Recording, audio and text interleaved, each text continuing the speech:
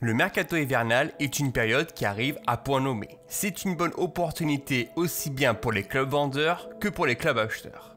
Pour les clubs acheteurs, le but est de combler les manques dans leur effectif avant les futures échéances européennes. Et pour les clubs vendeurs, c'est le moment de revaloriser financièrement les caisses du club en négociant les prix. Dans tous les cas, tout le monde est gagnant et les transferts ont été nombreux cet hiver. Parmi eux, voici les 10 meilleurs et ceux qui vont apporter dans leur nouveau club. 15e, Philippe Coutinho, du FC Barcelone à Aston Villa.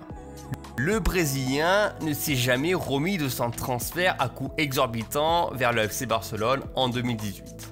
En Espagne, il a totalement perdu le pied, il a perdu son talent et n'a jamais répondu aux attentes. Finalement, le retour en Angleterre du côté d'Aston Villa devrait lui faire un bien fou.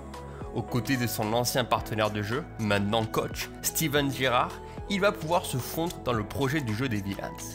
Dès ses premières minutes sous son nouveau maillot, il a permis de remonter le score de 2 buts contre Manchester United en se positionnant parfaitement entre les défenseurs et en inscrivant un but. On peut maintenant s'exclamer d'un retour au premier plan pour le Brésilien. 14e, Donny van de Beek, de Manchester United à Everton. Terriblement en manque de temps de jeu à United, Donny van de Beek va sûrement se relancer à Everton.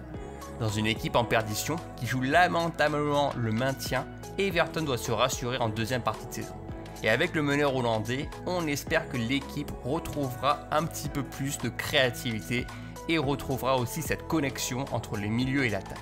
Ce recrutement semble arriver à point nommé aussi bien pour le joueur que pour le club. À voir maintenant ce qu'il en sera sur le terrain dans une ambiance étouffante. 13e, Jonathan Ikoné, du LOSC vers la Fiorentina. Après 4 saisons au LOSC, Jonathan Ikoné répond positivement à l'appel de la Fio. Le club avait déjà besoin de compenser un départ évident. L'ancien Lillois a toutes les qualités offensives pour jouer dans un collectif rapide, voué à jouer vers l'avant en transition et pouvant porter la balle sur plusieurs mètres. Le seul défaut qu'on pourrait lui reprocher est sûrement son manque de buts, mais on lui propose surtout de créer et de distribuer des ballons avant de marquer.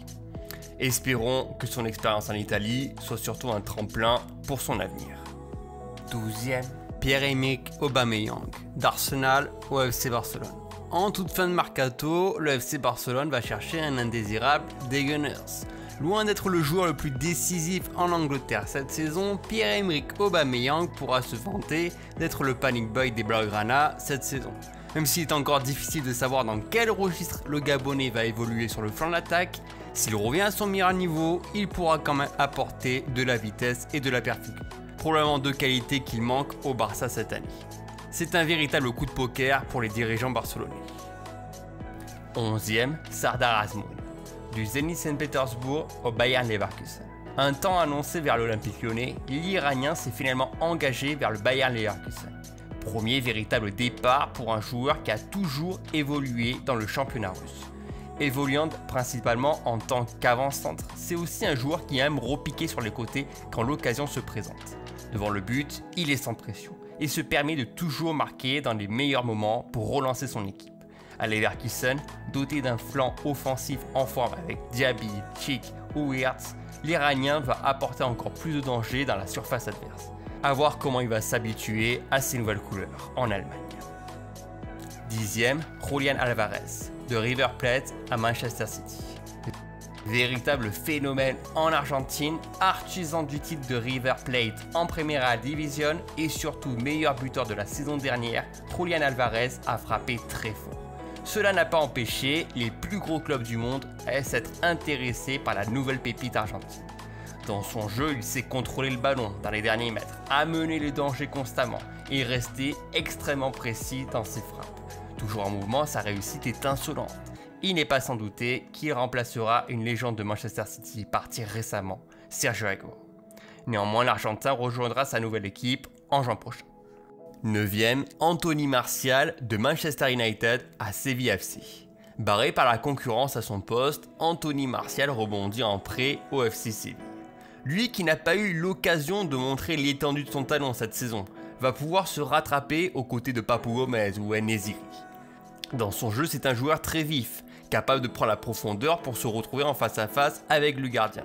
Il a une bonne conduite de balle et va apporter beaucoup de vitesse dans un jeu sévillant, parfois à bout de souffle. Il a bien entendu besoin de temps de jeu en vue du mondial en fin d'année. 8e, Lucas Digne, de Everton à Aston Villa. Sûrement un des joueurs les plus sous-cotés en France. Pourtant, Lucas Digne rend de belles copies sur son côté gauche. À Everton, il était ce joueur capable de déborder et d'adresser un centre précis au second poteau. Il s'est montré toujours très dangereux sur le bord de l'attaque. Pourtant, cette saison, sa mise en retrait par Benitez n'a vraiment pas plu à l'international français. Réaction immédiate avec une signature chez le Aston Villa de Steven Gerrard. Et dès ses débuts, il a adressé une passe décisive pour Emiliano Buendia lors de son match contre Everton justement. 7e, Denis Zakaria de Mönchengladbach à la Juventus. Après 5 saisons du côté de Mönchengladbach en Allemagne, Denis Zakaria continue sa progression en signant pour la Juve. Lui qui a débuté sa carrière très tôt au haut niveau démontre une véritable constance au milieu de terrain. Il peut évoluer à tous les postes, mais s'avère réellement efficace en position avancée devant les défenseurs. Il est très fort dans ses récupérations spontanées et ses passes, mais c'est aussi un joueur très endurant, ne relâchant aucun effort. Dans un milieu de la Juve à la peine en ce début de saison, il va apporter beaucoup de spontanéité et de volume pour relancer proprement dans le jeu. 6e, Tanguy Ndombele, de Tottenham à l'Olympique Lyonnais. Véritable changement de direction pour Tanguy Ndombele. Annoncé au Paris Saint-Germain, c'est finalement bien à Lyon qu'il fera son retour. Lui qui n'a jamais réussi à rester régulier à Tottenham a besoin de retrouver de la confiance et du temps de jeu. Le retour à l'Olympique Lyonnais lui fera un grand fou. Au milieu de terrain, c'est un joueur qui sait garder le ballon sous la pression, avancer progressivement sur l'étendue du terrain et peut aussi facilement décaler ses partenaires dans le bon tempo. Lyon se doit de redevenir ambitieux et ce prêt reste une bonne pioche pour le club après le départ d'un de leurs joueurs importants. 5e, Bruno Guimaraes, de l'Olympique Lyonnais à Newcastle. Énorme coup de tonnerre pour tout supporter lyonnais qui se respecte. L'un des joueurs cadres du milieu de terrain doit faire ses valises pour Newcastle.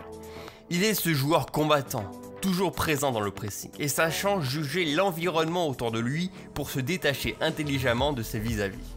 Il est ce joueur en devenir qui possède un énorme potentiel. La première ligue est réputée pour accélérer la carrière d'anciens joueurs de Ligue 1, espérons que cela se répète pour le joueur de 24 ans. En tant que supporter, s'il vous plaît, ne me parlez pas de Bruno. Non. L'affaire est bouclée pour un prix étonnant de 42 millions d'euros. 4e, Luis Diaz, du FC Porto à Liverpool. Dans la course au titre, Liverpool décide de passer à la vitesse supérieure en cette fin de mercato, afin de renouveler l'ère offensive du club et de donner de la concurrence à Sadio Mané et Mohamed Salah. Les Reds recrutent le Colombien Luis Diaz. Montant certes exorbitant pour le joueur de 25 ans, et pourtant son profil semble correspondre au jeu de Jürgen Klopp. Un allié qui presse le jeu, capable d'apporter le ballon sur plusieurs mètres et véritable arme offensive devant le but. Son jeu vif et orienté vers l'avant ne sera pas de trop pour le club. 3e, Ferran Torres, de Manchester City au FC Barcelone. L'un des premiers transferts de ce mercato. Le FC Barcelone a puisé dans ses ressources pour recruter le jeune espoir espagnol. Après 2 saisons mitigées à Manchester City, impacté par les blessures, le joueur demande le transfert. Une place de choix pour le joueur de la sélection espagnole, qui est capable d'évoluer sur tous les flancs de l'attaque. Il peut redynamiser le groupe barcelonais dans ses courses à répétition et ses placements cohérents dans la surface. Validé auparavant par Pep Guardiola, puis aujourd'hui validé par Xavi, le jeune joueur est plutôt bien entouré. 2e, Robin Gosens, de l'Atalanta à l'Inter Milan. Il est sûrement l'un des meilleurs latéraux gauche de ces 5 dernières années. Un joueur qui n'a jamais mis les pieds dans le championnat allemand, mais qui s'est révélé en Italie avec l'Atalanta. Robin Gosens, c'est ce piston gauche très offensif, capable de rentrer dans la surface balle au pied et de reprendre un centre opposé pour marquer. Même s'il est actuellement blessé et qu'il est difficile de noter la saison actuelle, il est à parier qu'à son retour, l'Allemand va grandement apporter dans le jeu collectif de l'Inter dans un 3-5-2 bien adapté pour les Pistons pour remplacer Perisic. Et enfin premier, Dusan Vlahovic, de la Fiorentina à la Juventus. Le plus gros coup du mercato nous vient directement de la Serie A, avec la signature officielle de Dusan Vlahovic de la Fio vers la Juve. Un véritable coup pour Allegri, qui récupère dans ses rangs tout simplement le meilleur buteur actuel de la Serie A avec 17 réalisations. Depuis la saison précédente, Dusan Vlahovic confirme qu'il est l'un des meilleurs avant-centres de sa génération.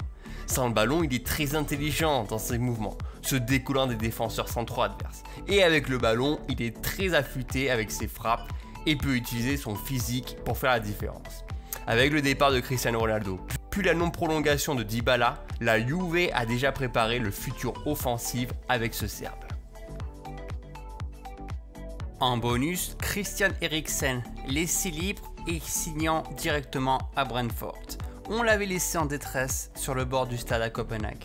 Plusieurs minutes d'attente pour finalement obtenir de bonnes nouvelles. Le Danois avait besoin de repos, l'Inter l'a libéré de son contrat. Pourtant, Christian Eriksen est un compétiteur. Son envie de revenir sur les terrains et de disputer la prochaine Coupe du Monde avec ses coéquipiers sont de parfaites raisons de le remotiver à rechausser les crampons. Quoi de mieux pour lui que de retrouver la Première Ligue et le club ambitieux de Brentford. Il va faire du bien dans le jeu et voudra démontrer qu'il est de retour au haut niveau.